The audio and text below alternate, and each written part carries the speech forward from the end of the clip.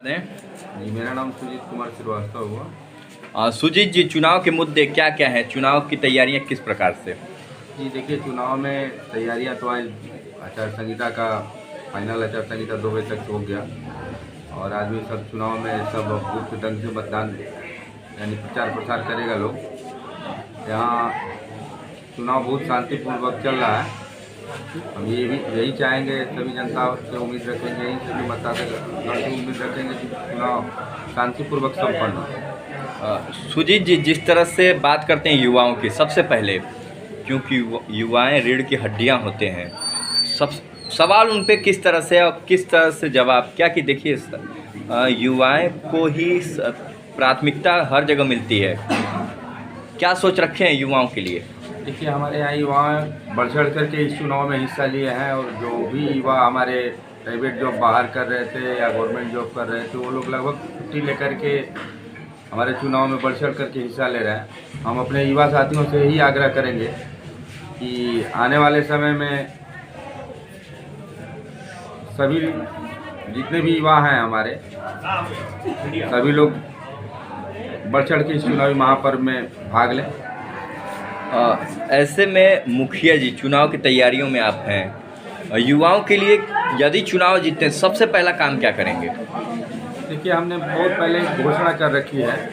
हमने घोषणा कर रखी है कि हम अपने पंचायत में अगर चुनाव अपने मतदाता भाइयों के अनुरोध से अगर निकाल लेते हैं तो लगभग बहुत ज़्यादा तो नहीं, 2 से 3% अब युवा बेरोजगारी से मुक्त हो जाएंगे।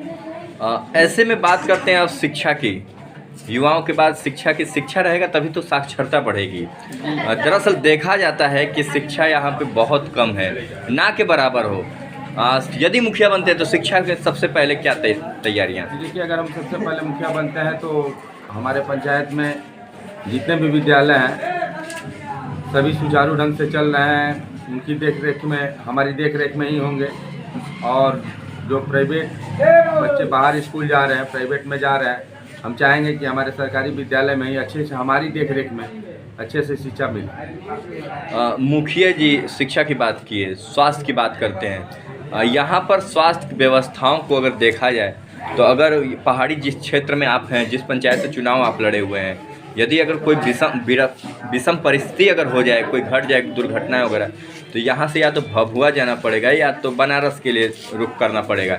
ऐसे में मुखिया बनते हैं तो स्वास्थ्य के क्षेत्र में सबसे पहला कार्य क्या होगा आपका? ये क्या, हम मुखिया बनते हैं तो इस पंचायत में सबसे पहले एक गवर्नमेंट से हम आग्रह करेंगे एक एम्बुलेंस सुविधा हो और एक उप स्वास्थ्य केंद्र होता है वो यहाँ खुलवाने का काम करेंगे। मुखिया जी, अब बात करते हैं महिलाओं की, क्योंकि महिलाएं भी कहीं ना कहीं पीछे नहीं हैं और वैसे भी देखा जाए तो महिलाओं को नारी सशक्तिकरण के रूप में एक अभियान चलाया जा रहा है, जागरूक किया जा रहा है। उस महिलाओं को किस तरह से आप देखते हैं? क्या सोच महिलाओं के प्रति आपकी? जी देखिए, महिलाओं के विषय में मेरी सोच है कि सबसे पहले अगर हम मुखिया बन जाते हैं तो हम अपने पंचायत या प्रखंड या जिला, कहीं की भी महिला हो, उन्हें सुरक्षा के रूप में सबसे पहले हम चाहेंगे कि वो अपने घर में शौच वगैरह की व्यवस्था हो और घर से बाहर ना निकलें। शिक्षा की व्यवस्था में अपने बच्चियों को अच्छे ढंग से अच्छे स्कूल में भेजें, पढ़ने लिखने के लिए भेजें। और हमारे युवा साथी जितने भी हैं, सबसे हम आग्रह करेंगे कि हमारे पंचायत में लगभग औरतों को जो भी शिकायत है वो नहीं मिले। कोविड-19 के दौरान जो प्रवासी मजदूर आपके भी गांव में गंतव्य आपके आए होंगे, वैसे भी आपके पंचायत में भी आए होंगे, उन लोगों के लिए उस दौरान आपने क्या किया? जी, कोरोना महामारी जब आई हुई थी तो उस समय हमने जितने भी लोग आए बाहर से, उन लोगों को विद्यालय में रहने का व्यवस्था दिया गया था, विद्यालय में रखवाया हमने और उन लोगों को कुछ घर पे खाने पीने का व्यवस्था करवाया हमने। वर्तमान मुखिया जो हमारे रहे, बहुत सारी समस्याएं आई, पैसा आया कोरोना महामारी में, लेकिन वो उसकी सुविधा कुछ नहीं मिल पाई। हमने अपने घर से लगभग हमारे पंचायत में सर्वे किया जाए तो हम लगभग 2-3 हज़ार मास्क बनवा करके बंटवाया, सैनिटाइजर करवाया, गांव 2-3 बार सैनिटाइजर करवाया। मुखिया न रहते हुए भी इतना कार्य किया आपने, संदेश क्या देंगे गांव की जनता? हम गांव की जनता से यही आग्रह करेंगे कि हम बिना पद पे रह करके कुछ अगर किए हैं तो हमें पद पर ला करके जो सरकार की सुविधा से आप वंचित हैं वो हमसे लाभ लें। ऐसे में मतदाताओं से क्या अपील?